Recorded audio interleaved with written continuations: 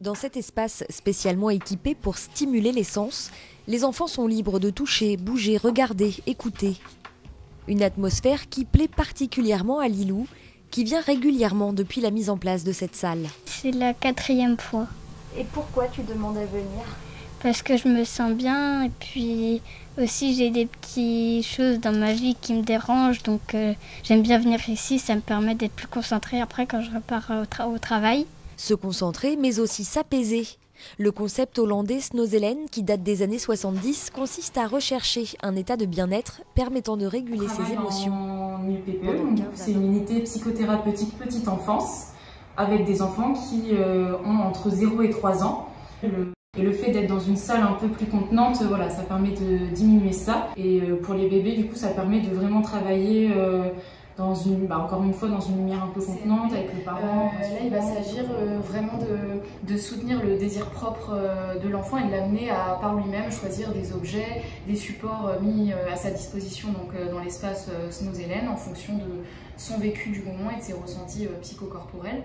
Donc le service il accueille à peu près 2000 patients par an, donc avec des troubles divers donc, voilà, qui rentrent dans la case de la psychiatrie pour les enfants.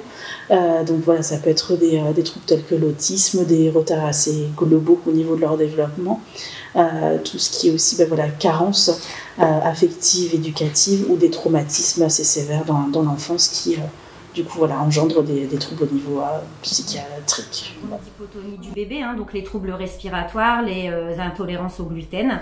Et ça permettra aussi de diminuer les troubles du sommeil du bébé. C'est une enveloppe thérapeutique qui amènera à l'enfant, parfois même du coup à ses proches et à sa famille, tout un apaisement, une facilité dans la communication motrice, verbale, non verbale.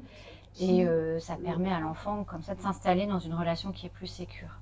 Ce moment qui est privilégié, où on se rend tout à fait disponible à l'enfant, lui permet de convoquer certaines compétences. Des compétences socles notamment qui sont très importantes pour la communication intentionnelle.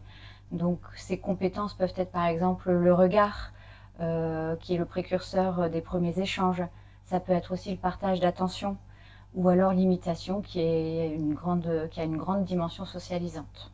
De manière générale, c'est à travers les stimulations sensorielles, c'est la mise en place de la communication et son maintien qui vont être recherchés.